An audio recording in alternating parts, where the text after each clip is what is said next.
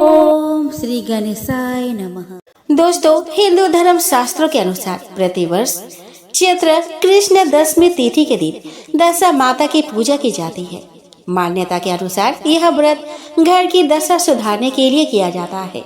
इस व्रत के नियम अनुसार यदि चैत्र कृष्ण दशमी के दिन दशा माता का यह व्रत एक बार रख लिया जाए तो इसे जीवन भर किया जाता है और इसका उद्यापन नहीं होता। इस व्रत को बीच में छोड़ नहीं सकते। ऐसा करना अशुभ माना जाता है। यदि सेहत संबंधी समस्या या फिर कोई समस्या हो तो उद्यापन करने के बाद इसे छोड़ सकते हैं। दोस्तों, दशा माता का आशीर्वाद प्राप्त करने के लिए इस दिन व्रती महिलाएं दशा माता की पौराणिक कथाएं भी सुनती है या फिर सुनाती है। दोस्तों, दशा माता की कथा सुनने से घर में सुख समृद्धि आती है, जीवन में आने वाले कष्ट और रोग दूर होते हैं और दशा माता प्रसन्न होती है। धार्मिक ग्रंथों के अनुसार दशा माता के व्रत रखने और कथा सुनने से जीवन में सकारात्मक बदलाव आता है। तो आइए दोस्तों, इस वीडियो में हम श्रवण करें दशा माता की कुछ पौराणिक एवं दुर्लभ कथाएं। दोस्तों, प्राचीन समय में राजा नल और रानी दमयंती सुखपूर्वक राज्य करते थे। उनके 2 पुत्र थे। उनके राज्य में प्रजा सुखी और संपन्न थी। एक दिन की बात है, उस दिन होली दशा थी। एक ब्राह्मणी राजमहल में आई और रानी से कहा कि दशा का डोरा ले लो। बीच में दासी बोली कि हाँ रानी साहिबा, आज के दिन सभी सुहागिन महिलाएं दशा माता की पूजन और व्रत करती है तथा इस डोरे की पूजा करके गले में बांधती है, जिससे अपने घर में सुख समृद्धि आती है। अतः रानी ने ब्राह्मणी से डोरा ले लिया और विधि अनुसार पूजन करके गले में बांध लिया। कुछ दिनों के बाद राजा नल ने दमयंती के गले में डोरा बंधा हुआ देखा। राजा ने पूछा कि इतने सोने के गहने पहनने के बाद भी आपने यह डोरा क्यों पहना? रानी कुछ कहती कि इससे पहले ही राजा ने डोरे को तोड़कर जमीन पर फेंक दिया। रानी ने उस डोरे को जमीन से उठा लिया और राजा से कहा कि यह तो दशा माता का डोरा था। आपने उनका अपमान करके अच्छा नहीं किया। जब रात्रि में राजा सो रहे थे तब दशा माता स्वप्न में बुढ़िया के रूप में आई और राजा से कहा कि हे राजा, तेरी अच्छी दशा जा रही है और बुरी दशा आ रही है। तूने मेरा अपमान करके अच्छा नहीं किया। ऐसा कहकर बुढ़िया यानी कि दशा माता अंतर ध्यान हो गई।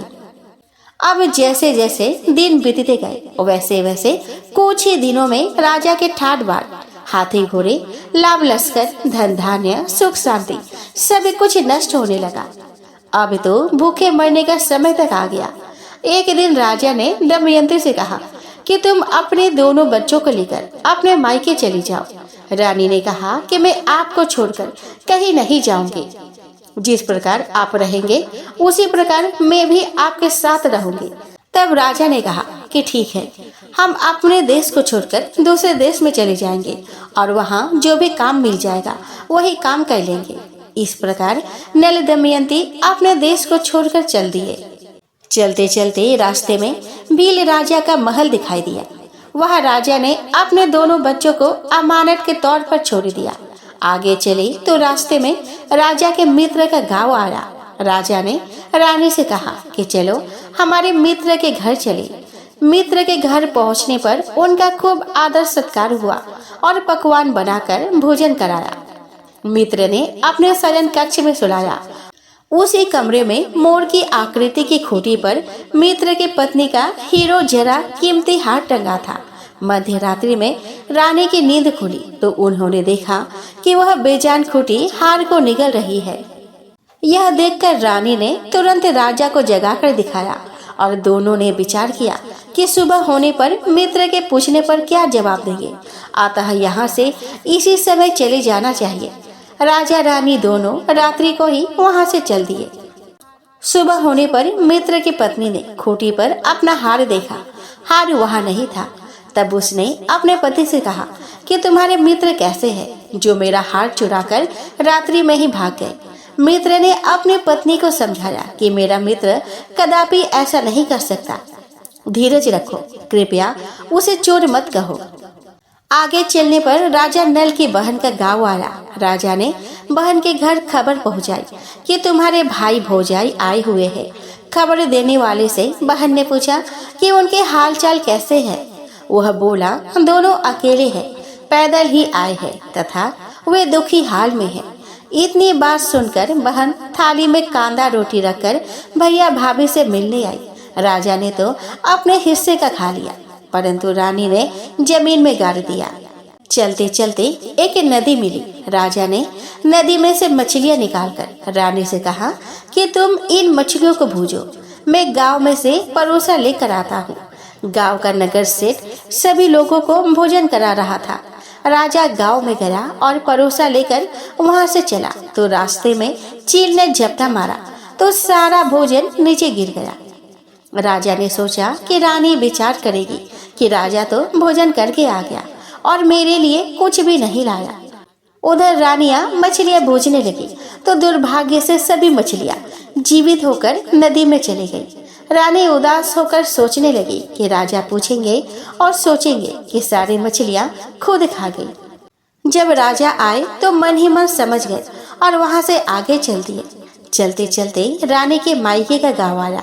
राजा ने कहा कि तुम अपने मायके चली जाओ, वहां दासी का कोई भी काम कर लेना, मैं इसी गांव में कहीं नौकर हो जाऊंगा। इस प्रकार रानी महल में दासी का काम करने लगी और राजा तेली के घाने में काम करने लगा। दोनों को काम करते हुए बहुत दिन बीत गए। जब होली दशा का दिन आया तब सभी रानियों ने सिर धोकर स्नान किया। दासी ने भी स्नान किया। दासी ने रानियों का सिर गूथा तो राजमाता ने कहा कि मैं भी तेरा सिर गूथ दूं। ऐसा कहकर राजमाता जब दासी का सिर गूथ रही थी तब उन्होंने दासी के सिर पर पद्म देखा। यह देखकर राजमाता की आंखें भर आई और उनकी आंखों से आंसू की बूंदें गिरी। आंसू जब दासी की पीठ पर गिरे तो दासी ने पूछा कि आप क्यों रो रही हो। राजमाता ने कहा कि तेरी जैसी मेरी भी बेटी है जिसके सिर में भी पद्म था, तेरे सिर में भी पद्म है। यह देखकर मुझे उसकी याद आ गई। तब दासी ने कहा कि मैं ही आपकी बेटी हूँ। दशा माता के कोप से मेरे बुरे दिन चल रहे हैं, इसीलिए यहाँ चली आई। माता ने कहा कि बेटी तूने यह बात हमसे क्यों छुपाई। दासी ने कहा कि माँ, मैं सब कुछ बता देती तो मेरे बुरे दिन नहीं कटते। आज मैं दशा माता का व्रत करूंगी तथा उनसे गलती की क्षमा याचना करूंगी। अब तो राजमाता ने बेटी से पूछा कि हमारे जमाई राजा कहाँ है। बेटी बोली कि वे इसी गांव में किसी तेली के घर काम कर रहे हैं। अब एक गांव में उनकी खोज कराई गई और महल में उन्हें ले आया गया। जमाई राजा को स्नान कराया, नई वस्त्र पहनाए और पकवान बनवाकर उन्हें भोजन कराया गया। अब दशा माता के आशीर्वाद से राजा नल और दमयंती के अच्छे दिन लौट आए। कुछ दिन वही बिताने के बाद अपने राज्य जाने को कहा। दमयंती के पिता ने खूब सारा धन, लाभ लश्कर, हाथी घोड़े आदि देकर बेटी जमाई को विदा किया। रास्ते में वही जगह आई जहाँ रानी ने मछलियों को भूना था और राजा के हाथ से चील के झपटा मारने से भोजन जमीन पर आ गिरा था। तब राजा ने कहा कि तुमने सोचा होगा कि मैंने अकेले भोजन कर लिया होगा, परंतु चील ने झपटा मारकर गिरा दिया था। अब रानी ने कहा कि आपने सोचा होगा कि मैंने मछलियां भूनकर अकेले खा ली होगी, परंतु वे तो जीवित होकर नदी में चली गई थी। चलते चलते अब राजा की बहन का गांव आया। राजा ने बहन के वहां खबर भेजी। खबर देने वालों से पूछा कि उनके हालचाल कैसे है।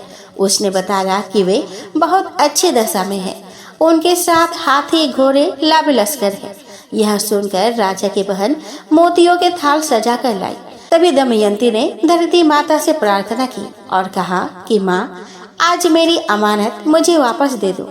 यह कहकर उस जगह को खोदा जहाँ कांदा रोटी गाड़ दिया था। खोदने पर रोटी तो सोने की और कांदा चांदी का हो गया था। ये दोनों चीजें बहन की थाली में डाल दी और आगे चलने की तैयारी करने लगी।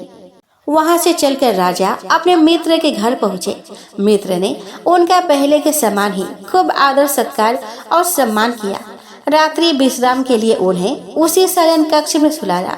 मोरनी वाली खूंटी के हार निकल जाने वाली बात से नींद नहीं आई। आधी रात के समय वही मोरनी वाली खूंटी हार उगलने लगी तो राजा ने अपने मित्र को जगाया और रानी ने मित्र की पत्नी को जगाकर दिखाया कि आपका हार तो इसने निगल लिया था। आपने सोचा होगा कि हार हमने चुराया है। दूसरे दिन प्रातःकाल नित्य कर्म से निपटकर वहां से वे चल दिए। वे भील राजा के यहाँ पहुँचे और अपने पुत्रों को मांगा तो भील राजा ने उन्हें देने से मना कर दिया। गांव के लोगों ने उन बच्चों को वापस दिलाया। नल दमयंती अपने बच्चों को लेकर अपने राजधानी के निकट पहुँचे तो नगर वासियों ने लाभ लश्कर के साथ उन्हें आते हुए देखा। सभी ने बहुत प्रसन्न होकर उनका स्वागत किया और गाजे बाजे के साथ उन्हें महल पहुंचाया। राजा का पहले जैसा ठाट बाट हो गया।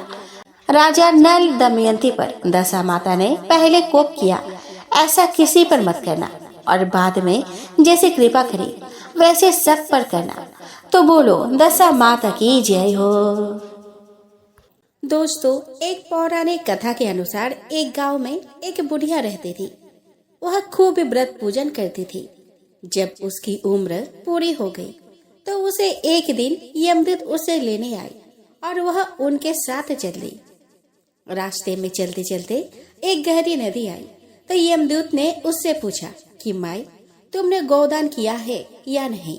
बुढ़िया ने तुरंत पूरी श्रद्धा से गाय का ध्यान किया तो गाय उसके समक्ष आ गई। फिर बुढ़िया उस गाय की पूंछ पकड़कर नदी आसानी से पार कर गई। कुछ देर बाद उसके रास्ते में काले कुत्ते आ गए। तब यमदूत ने कहा कि कुत्तों को खाना दिया था या नहीं। बुढ़िया ने फिर कुत्तों का ध्यान किया तो वे रास्ते से चले गए। बुढ़िया फिर से आगे बढ़ने लगी। तब उसके रास्ते में कौवे आ गए और उन्होंने उसके सिर में चोंच मारनी शुरू कर दी। तो यमदूत बोले कि किसी ब्राह्मण के बेटे के सिर में तेल लगाया था या नहीं। बुढ़िया ने फिर ब्राह्मण की बेटी का ध्यान किया तो कौवे वापस चले गए। कुछ आगे बढ़ने पर बुढ़िया के पैर में कांटे चुभने शुरू हो गए। यमदूत बोले कि खराव का दान किया था या नहीं। बुढ़िया ने उनका ध्यान किया तो खराव उसके पैरों में आ गए। बुढ़िया फिर आगे बढ़ी तो फिर चित्रगुप्त जी ने यमराज से कहा कि आप यहाँ किसे लेकर आए हो। तब यमराज जी बोले कि बुढ़िया ने दान पुण्य तो बहुत किए हैं, लेकिन उन्होंने अपने जीवन में धर्म राज्य के लिए कुछ नहीं किया, इसलिए आगे के द्वार इसके लिए बंद है। धर्मराज की सारी बात सुनने के बाद बुढ़िया बोली कि आप मुझे सिर्फ 7 दिन के लिए धरती पर वापस भेज दे। मैं पूरी श्रद्धा से धर्मराज जी का व्रत और उद्यापन करके वापस यहाँ लौट आऊंगी। यमराज ने उन्हें धरती पर वापस भेज दिया।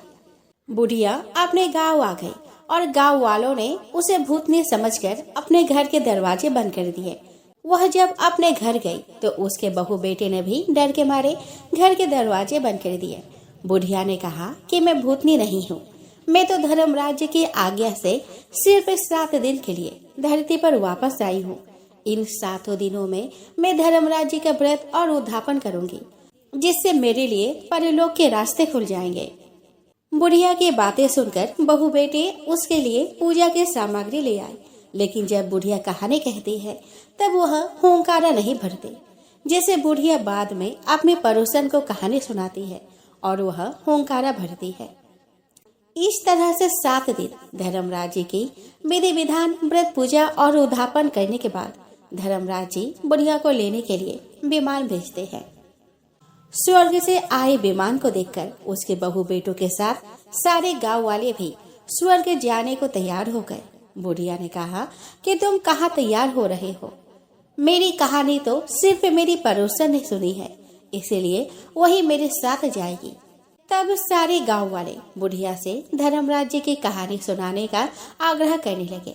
तब बुढ़िया उन्हें भी कहानी सुना देती है। कहानी सुनने के बाद गांव के सभी लोग विमान में बैठकर स्वर्ग जाते हैं। तो धर्मराज जी कहते हैं कि मैंने तो विमान केवल बुढ़िया को लाने के लिए भेजा था। तब बुढ़िया माई ने कहा कि हे धर्मराज जी, मैंने अपने जीवन में जो भी पुण्य किया है उसमें से आधा भाग मैं गांव वालों को देना चाहती हूँ। इस तरह से धर्मराज ने ग्राम वासियों को भी स्वर्ग में जाने दिया। तो हे धर्मराज महाराज, जैसे आपने बुढ़िया और उसके गांव के सभी लोगों को स्वर्ग में जगह दी, उसी तरह हमें भी देना। साथ ही कहानी सुनकर हुंकारा भरने वालों को भी और कहानी कहने वालों को भी परलोक में जगह देना।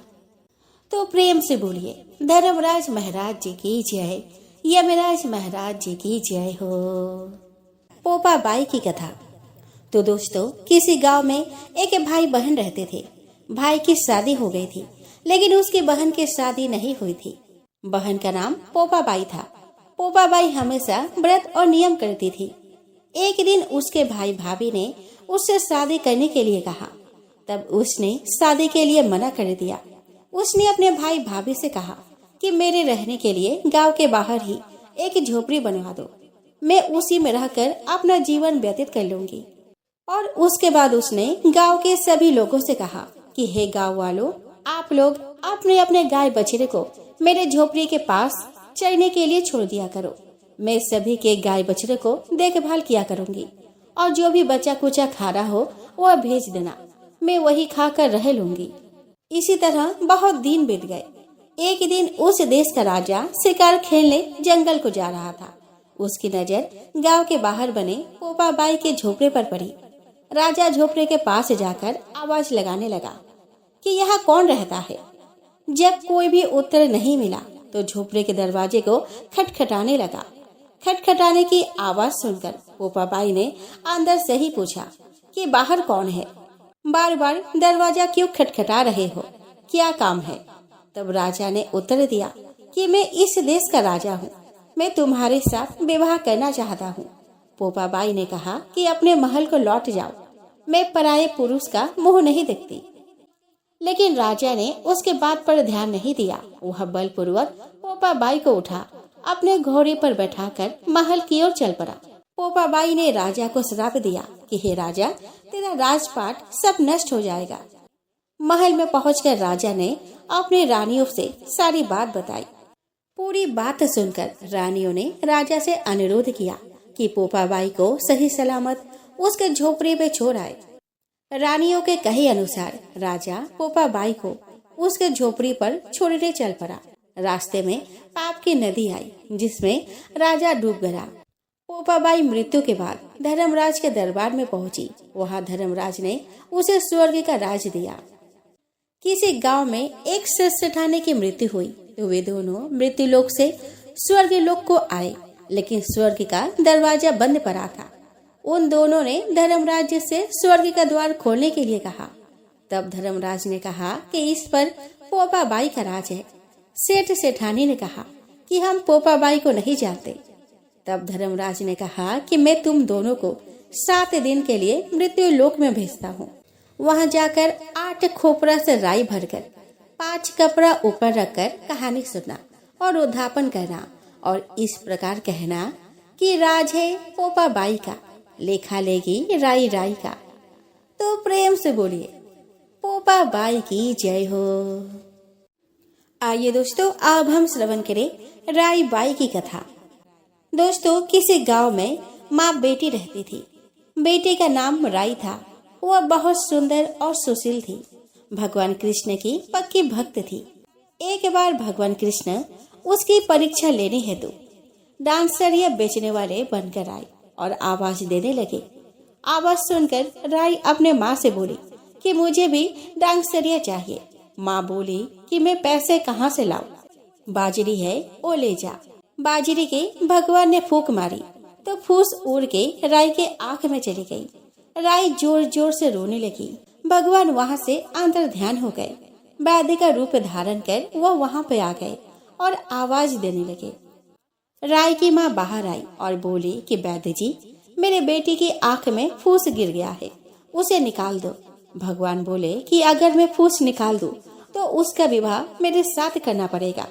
राई की माँ तैयार हो गई, सगाई कर दी। 11 के दिन विवाह निश्चित किया गया।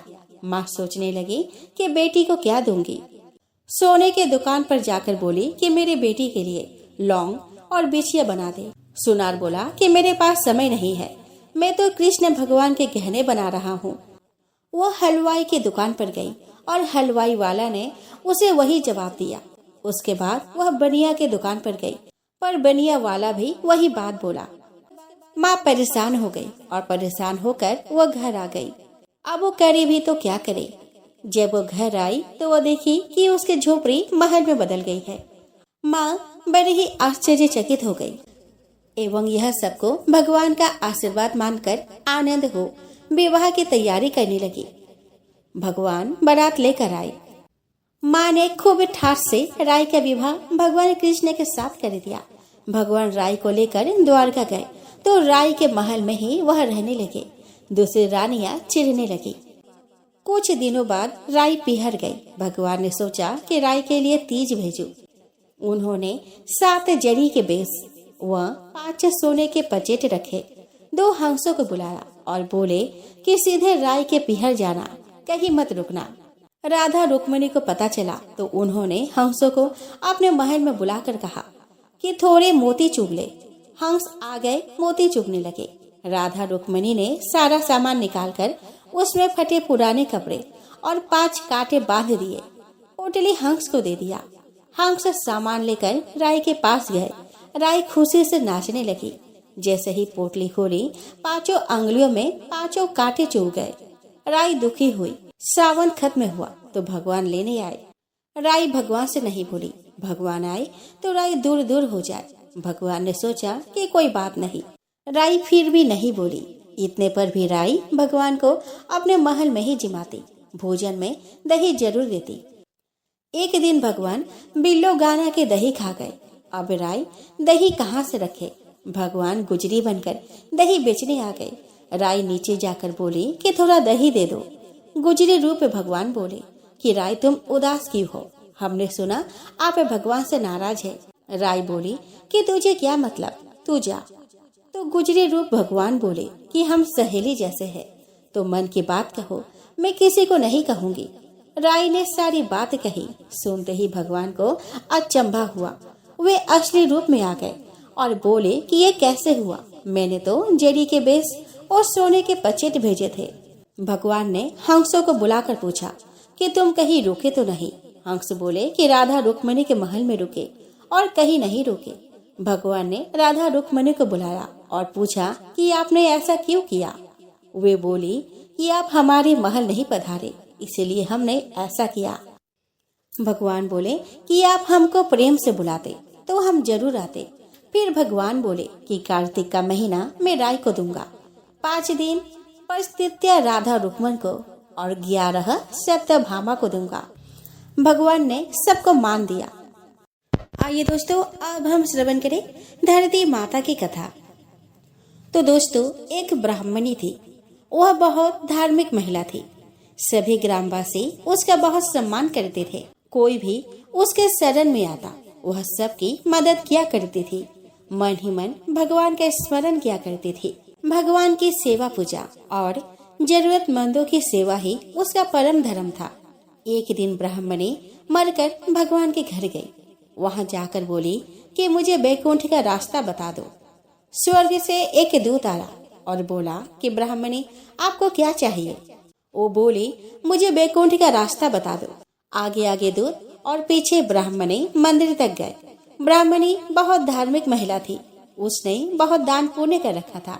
उसे विश्वास था कि उसके लिए बैकुंठ का रास्ता अवश्य ही खुल जाएगा। ब्राह्मणी ने वहां जाकर देखा।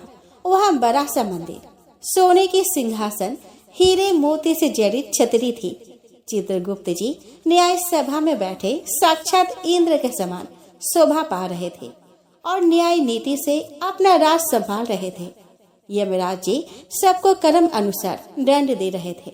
ब्राह्मणी ने जाकर प्रणाम किया और बोली कि मुझे बैकुंठ जाना है।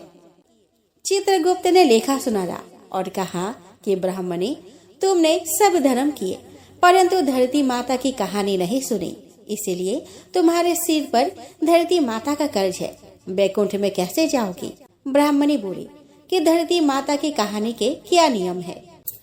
चित्रगुप्त जी बोले कि कोई 1 साल, कोई 6 महीने, कोई 7 दिन ही सुने, पर धरती माता की कहानी वह अवश्य सुने, फिर उसका उद्धापन कर दे। धरती माता की कहानी सुनने से जाने अनजाने किए गए पाप कर्म को धरती माता हर लेती है। स्वर्ग लोक में धर्म को ही स्थान प्राप्त है। यहाँ पाप के लिए कोई जगह नहीं है। धरती माता की कहानी पीपल के पेड़ के नीचे बैठकर सुननी चाहिए। यह बात सुनकर ब्राह्मणी ने प्रार्थना की कि मुझे 7 दिन वापस पृथ्वी लोक पर जाने दो। मैं कहानी सुनकर वापस आ जाऊंगी। चित्रगुप्त जी ने उसका लेखा जोखा देकर 7 दिन के लिए पृथ्वी पर भेज दिया। ब्राह्मणी जीवित हो गई। ब्राह्मणी ने अपने परिवार वालों से कहा कि मैं 7 दिन के लिए धरती माता की कहानी सुनने के लिए वापस आई हूँ। इस कथा को सुनने से बड़ा पुण्य मिलता है। उसने पीपल के पेड़ के नीचे बैठकर परिवार के साथ 7 दिन तक धरती माता की कथा सुनी। 7 दिन पूरे होने पर वापस धर्म राज्य की बुलावा आया और ब्राह्मणी को बैकुंठ में श्री हरि के चरणों में स्थान प्राप्त हुआ। तो दोस्तों, जो कोई भी प्राणी धरती माता की कहानी सुनता है, मृत्यु के समय सभी पाप कर्म धरती माता हर लेती है। वह प्राणी को बैकुंठ में स्थान प्राप्त होता है। तो प्रेम से बोलिए धरती माता की जय हो। आइए दोस्तों, अब हम श्रवण करें भगवान शालिग्राम और तुलसी जी की कथा। तो दोस्तों, एक बार भगवान शिव ने अपने तेज को समुद्र में फेंक दिया था, जिससे महातेजस्वी बालक का जन्म हुआ। इस बालक का नाम था जालंधर। जालंधर आगे चलकर एक पराक्रमी दैत्य राजा बना। जालंधर बहुत ही राक्षस प्रवृत्ति का था। जालंधर का विवाह दैत्यराज कालनेमी की कन्या वृंदा से हुआ था। एक बार जालंधर ने माता लक्ष्मी को प्राप्त करने की इच्छा से उसने युद्ध किया था, लेकिन समुद्र से ही उत्पन्न होने के कारण माता लक्ष्मी ने जालंधर को अपने भाई के रूप में स्वीकार कर लिया। जब जालंधर पराजित हो गया तो वह देवी पार्वती को पाने की लालसा से कैलाश पर्वत पर पहुंचा। इसके बाद जालंधर भगवान शिव का रूप धारण कर माता पार्वती के पास पहुंचा, लेकिन माता पार्वती ने अपने योग्य बल से उसे तुरंत ही पहचान लिया और माता पार्वती वहां से तुरंत ही अंतर्ध्यान हो गई। वह जालंधर भगवान शिव के साथ ही युद्ध करने लगा। देवी पार्वती ने सारा वृतांत भगवान विष्णु को सुनाया। जालंधर की पत्नी वृंदा अत्यंत पतिव्रता स्त्री थी। उसी के पतिव्रत धर्म के शक्ति से जालंधर ना तो मारा जाता था और ना ही पराजित होता था। इसीलिए जालंधर का नाश करने के लिए वृंदा के पतिव्रत धर्म को भंग करना बहुत ही आवश्यक था। इसके बाद भगवान विष्णु एक ऋषि का रूप धारण करके वन में पहुँचे, जहाँ वृंदा भ्रमण कर रही थी।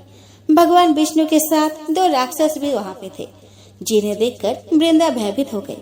फिर भगवान विष्णु जो ऋषि के रूप में थे, उन्होंने वृंदा के सामने पल में ही दोनों को भस्म कर दिया।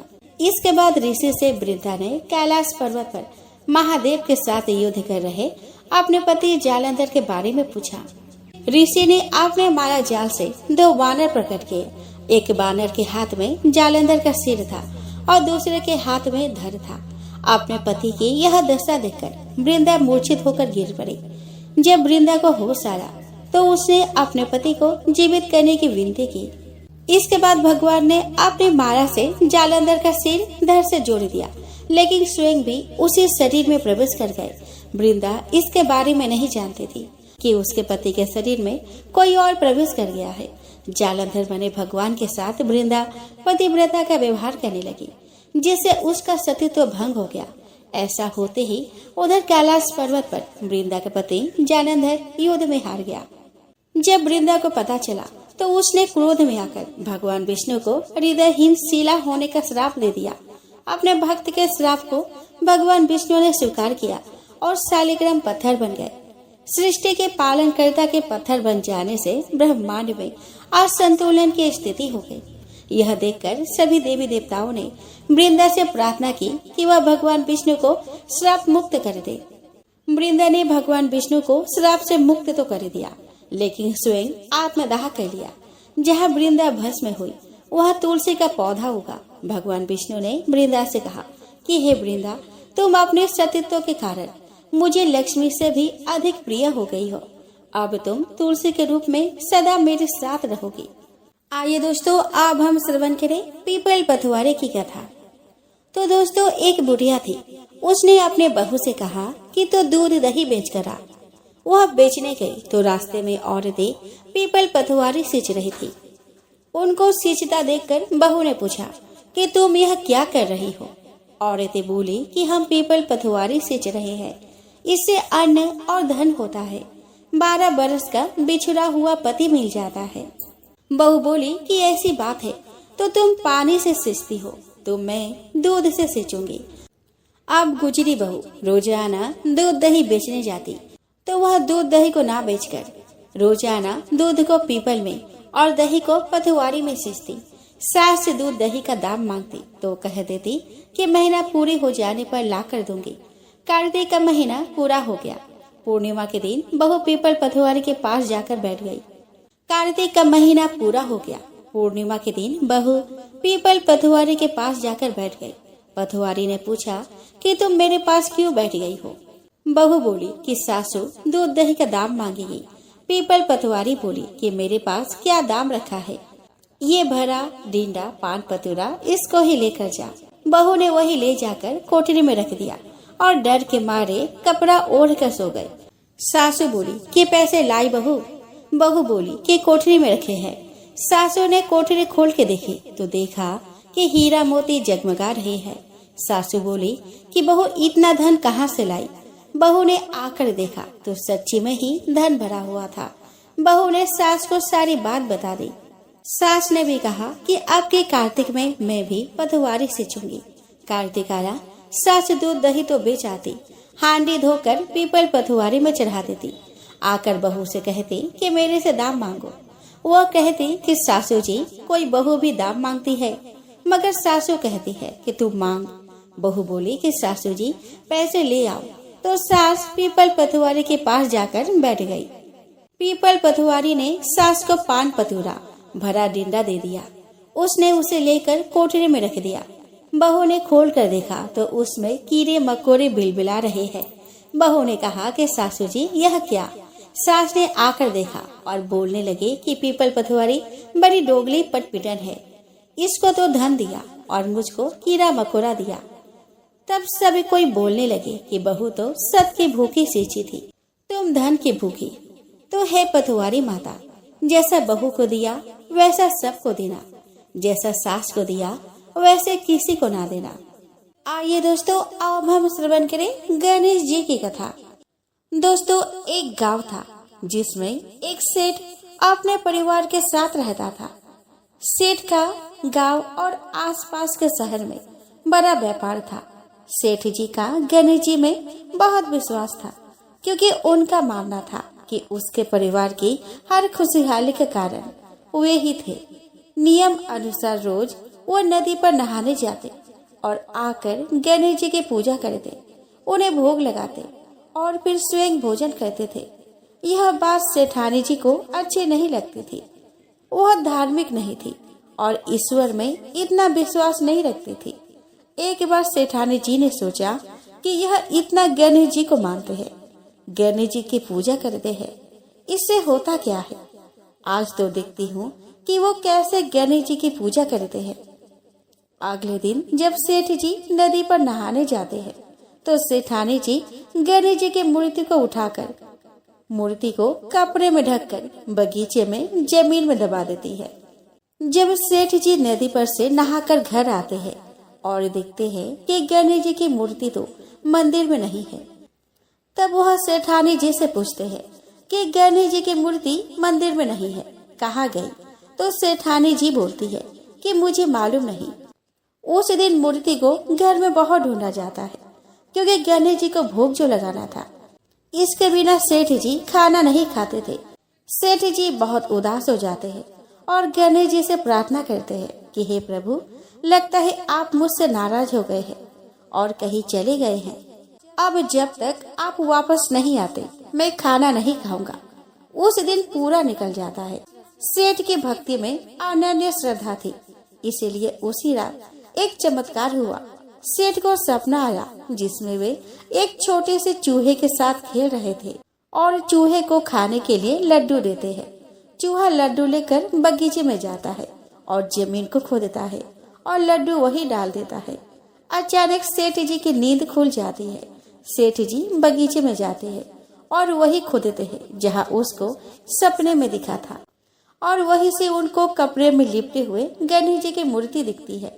सेठ जी गणेश जी की मूर्ति की पूजा करके उनको वापस स्थान पर रखते हैं और सेठानी को सब बात बताते हैं। बात जानकर सेठानी जी को बहुत ही आश्चर्य होता है और अपनी गलती का एहसास होता है।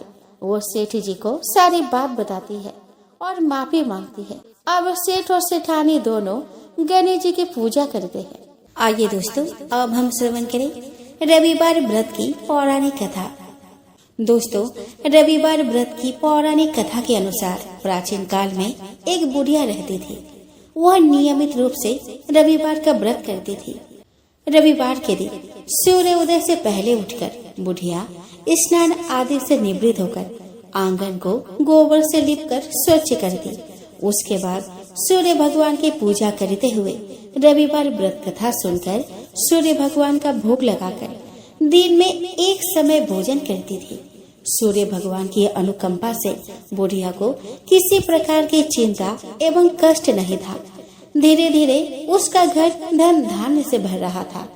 उस बुढ़िया को सुखी होते देख उसके पड़ोसन उससे जलने लगे।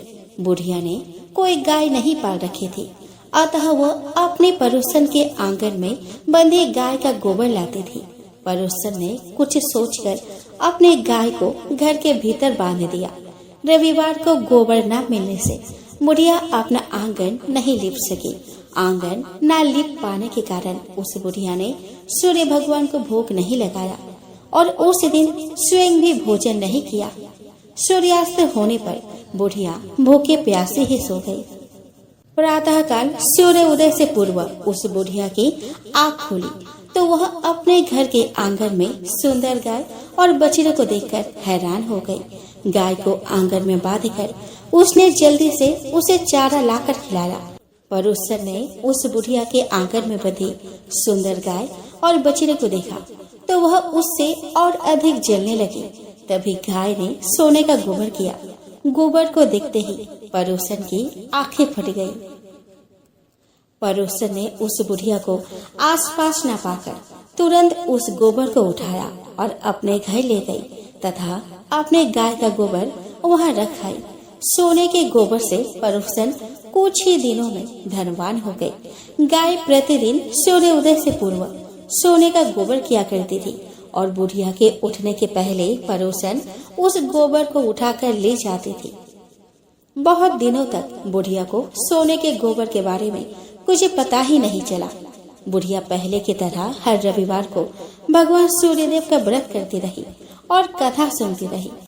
लेकिन सूर्य भगवान को जब पड़ोसन की चालाकी का पता चला तो उन्होंने तेज आंधी चलाई। आंधी का प्रकोप देखकर बुढ़िया ने गाय को घर के भीतर ही बांध दिया। सुबह उठकर बुढ़िया ने सोने का गोबर देखा तो उसे बहुत आश्चर्य हुआ। उस दिन के बाद से बुढ़िया गाय को घर के भीतर बांधने लगी। सोने के गोबर से बुढ़िया कुछ ही दिनों में बहुत धनवान हो गई। उस बुढ़िया के धनी होने से पड़ोसन बुरी तरह जल भून कर राख हो गई और उसने अपने पति को समझा बुझाकर उसे नगर के राजा के पास भेज दिया। सुंदर गाय को देखकर राजा बहुत खुश हुआ। सुबह जब राजा ने सोने का गोबर देखा तो उसके आश्चर्य का ठिकाना न रहा। उधर सूर्य भगवान को भूखे प्यासे बुढ़िया को इस तरह प्रार्थना करते देख उस पर बहुत करुणा आई।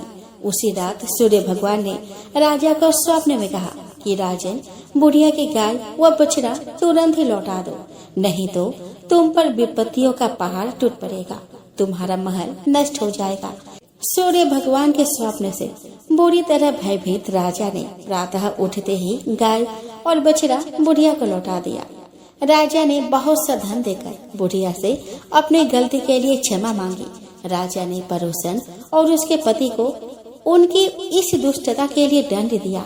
फिर राजा ने पूरे राज्य में घोषणा करा दी कि सभी स्त्री पुरुष रविवार का व्रत किया करे।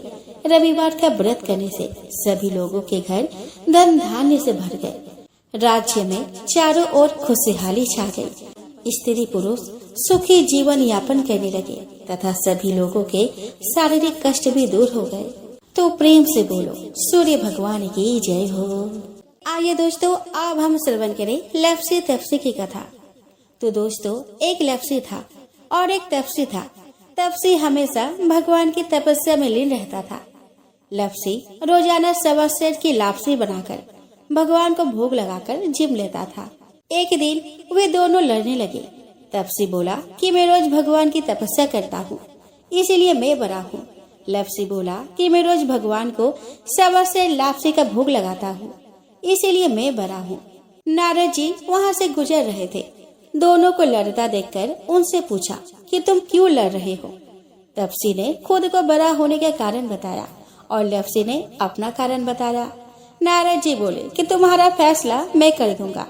दूसरे दिन लफ्सी और तपसी नहाकर अपने रोज की भक्ति करने आए तो नारद जी ने छुपकर 1.25 करोड़ की एक अंगूठी उन दोनों के आगे रख दी। तपसी की नजर जब अंगूठी पर पड़ी तो उसने चुपचाप अंगूठी उठाकर अपने नीचे दबा ली। लफ्सी की नजर अंगूठी पर पड़ी लेकिन उसने ध्यान नहीं दिया। भगवान को भोग लगाकर लापसी खाने लगा। नारद जी सामने आए तो दोनों ने पूछा कि कौन बड़ा है। तो नारद जी ने तपसी से खड़ा होने को कहा तो खड़ा हुआ तो उसके नीचे दबी अंगूठी दिखाई पड़ी। नारद जी ने तपसी से कहा कि तपस्या करने के बाद भी तुम्हारी चोरी करने की आदत नहीं गई, इसीलिए लफ्सी बड़ा है और तुम्हें तुम्हारी तपस्या का कोई फल नहीं मिलेगा। तपसी शर्मिंदा होकर माफी मांगने लगा। उसके बाद उसने नारद जी से पूछा कि मुझे मेरी तपस्या का फल कैसे मिलेगा।